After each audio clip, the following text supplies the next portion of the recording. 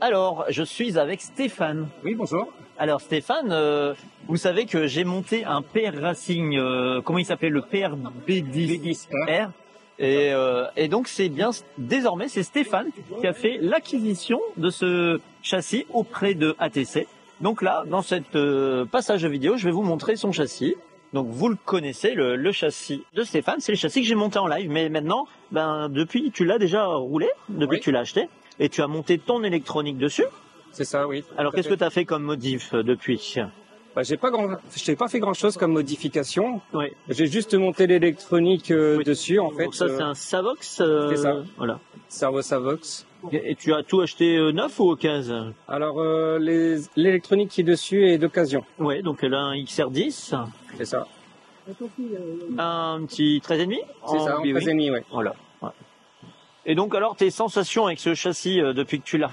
Moi, je suis débutant et je trouve que ça roule vraiment très bien. T'es vraiment un grand débutant? Non, j'ai déjà fait du modélisme depuis un certain temps. Oui. La voiture, j'en ai pas fait depuis une vingtaine d'années, mais on retrouve quelques sensations et c'est plutôt sympa, ouais. Et... Après, moi, je faisais plutôt de la piste et là, le TT, c'est quand même bien particulier. Les bosses, c'était difficile à gérer. Ouais, faut y aller doucement au début. Hein. Oui, tout à fait. Faut essayer de pas se retourner, sinon ça dégoûte de descendre du podium toutes les 2 secondes. Hein, mais tu vas prendre l'habitude. Plus tu pourras monter le rythme régulièrement. Bien sûr. Sensation de ce châssis, ça a été. En même temps, t'as pas trop comparé, donc. Non, j'ai pas eu vraiment d'éléments de comparaison, mais je l'ai trouvé très facile à piloter. J'ai pas trouvé de sensations bizarres avec non, mais il était sain. Hein, il était sain, oui. Et puis les réglages avaient été faits plus ou moins déjà à la base quand vous l'avez testé. Donc là, c'était vraiment bien de pouvoir avoir un châssis qui était déjà neutre. Oui, et si tu as des doutes, tu peux revoir la vidéo où on l'a testé et on a prouvé qu'elle marchait correctement. Hein. Ouais, sur cette vidéo. Et donc je vois que tu as acheté aussi des accus ici. Oui. Tu as pris du DXF. Oui, c'est ça. En 4800. D'accord. Ah ouais, donc il existe plusieurs capacités chez DXF et le 4008 il est un peu moins épais que du 6004. Voilà. Ouais, c'est ça. Donc c'est l'accu idéal pour ta voiture. On m'a préconisé des accus légers, donc je préférais partir là-dessus. C'est ça. Et de toutes les manières, avec un 13,5, j'arrive à avoir des autonomies quand même assez conséquentes, donc c'est plutôt pas mal. Attention à bien régler le cut-off, donc c'est le seuil de descente sur le variateur. Donc 3,7 volts au plus bas par cellule. Donc, ou 7.4 sur l'ensemble des deux sur un Hobby Wing, ça sera 7.4 dans le réglage avec une carte de programmation. Voilà, là-dessus. Je pense que tous les réglages avaient été faits au départ, comme il est d'occasion. Donc, alors, tu as cassé déjà beaucoup de pièces? Non, qu'une seule. Une seule, elle est là? Malheureusement, voilà, ouais. Donc ça arrive. Hein. T'as fait comment pour casser? Je sais pas trop parce que je m'en suis aperçu. Ah, tu t'en es pas aperçu sur le coup? Non, je m'en suis pas aperçu sur le coup. Et après, du coup, je pense qu'elle était encore un peu fixée elle est encore un peu fixée dedans et elle s'est arrachée en prenant un virage et puis je me suis aperçu que la roue était pas bien. Donc, après, il faut le dire aussi, c'est qu'il fait très froid actuellement dans la salle et les plastiques sont forcément beaucoup plus cassants l'hiver que l'été. Donc, il y a plus de casse l'hiver. Oui, on le constate. Hein. Ouais. Voilà. Bon, et écoute, je te conseille de réparer quand tu auras ta pièce et puis de prendre du plaisir avec ce châssis, Stéphane. Merci beaucoup. Merci à toi. Au revoir. Donc Chloé, tu connais les radios de modélisme? Oui. C'est la même que papa? Pour tourner à droite, pour tourner à gauche, on accélère, on tire vers soi. Pour freiner, on pousse vers l'extérieur. Et le but du jeu, c'est de suivre le circuit et ne pas toucher les lattes. Ok? À toi de jouer. T'inquiète-toi, ça va tout. Ah, puis t'es gauchère? T'es droitière? Bon, droitière, c'est mieux dans ce sens-là. Vas-y. Alors donc, faut dire que Chloé, elle essaie pour la première fois une mise. Oui. Là, il faut qu'elle s'habitue sur la droite et gauche. Et donc, Pascal, là, on découvre, tu as fait une mise à jour. Ça y est, ça fait le tracé de la piste. Oui, alors, j'ai fait le tracé de la piste, sachant que c'est modulable, étant donné que c'est tout des lattes d'1 mètre. Donc, demain, si on a envie de changer, de faire un autre circuit, voilà, c'est du velcro en dessous, comme ça. Voilà.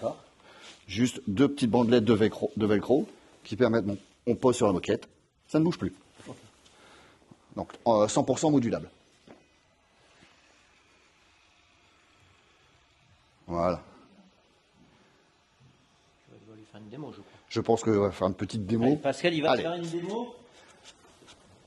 Alors moi, je vais avoir du mal à rouler au ralenti, mais bon.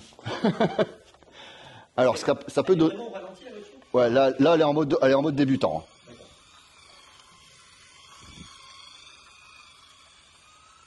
Donc là, t'es à fond. Ouais, là, je suis à fond.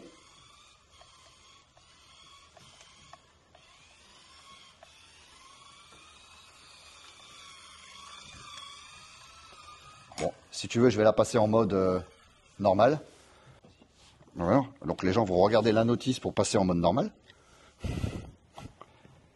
Je sais que tu veux pas le montrer. Voilà, voilà, là je suis en mode normal.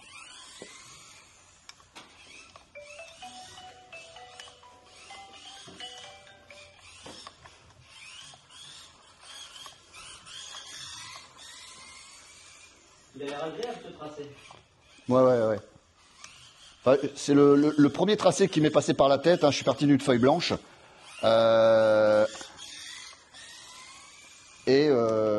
Connaissant les cotes que j'avais à ma disposition, j'ai fait un premier tracé. Et puis demain, si on a des gens qui veulent proposer un tracé mini Z, bon, il n'y a pas de souci. Hein. Les cotes, c'est 4 mètres sur 9, sachant qu'on laisse, on laisse des bandes d'1 mètre. Donc c'est très simple.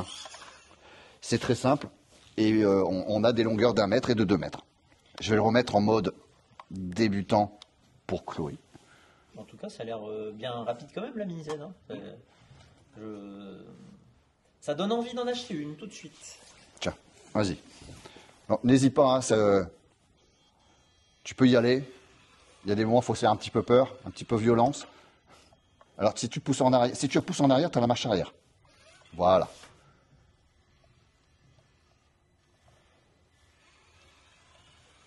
Alors Chloé, tu avais déjà piloté une voiture avant ça? Non. Non, donc c'est vraiment une première. Toute première. Ouais. En tout cas, ici, pour apprendre, je sais pas Stéphane, mais c'est les conditions idéales là. Hein. Ah. Et là, tu vois, il disait sur la piste, il y a trop de monde.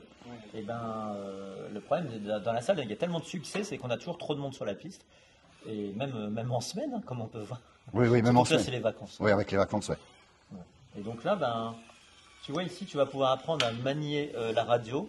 Et au bout de quelques dizaines de tours, tu vas vite y arriver. Quoi. Oui. Et ce qu'on a voulu faire, ça c'est l'idée de Tony. Ici, on est sur un champ plat. Moi j'ai une idée. Oui, c'est toi qui m'as donné cette idée-là. Faire sur un champ plat, ce qui fait que la Z, enfin la voiture, passe au-dessus. Et alors t'en penses quoi? Je trouve que c'est très bien. Il n'y a que cette partie-ci et la partie de la ligne droite où là j'ai mis un peu plus haut pour éviter que certaines quittent la piste et fassent un face à face sur la ligne droite. Mais sinon tout le reste est en champ plat de 9 mm. Et ce qui fait que la voiture peut passer au-dessus au cas de, comme on peut, Chloé vient de passer au-dessus. Oui, puis ça permet de passer au-dessus, mais comme... Voilà l'exemple concret. Voilà. Et la carrosserie, au moins, ne prend pas de choc et on risque pas de casser.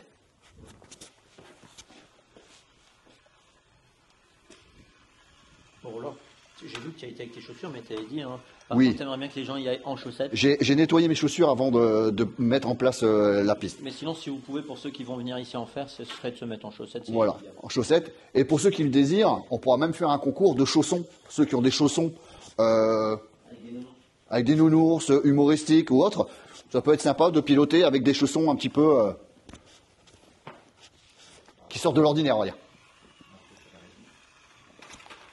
Après, on peut mettre des gages à ceux qui passent sur la moquette avec leurs chaussures sales. On a un aspirateur. Ils seront corvés d'aspirateurs sur la moquette.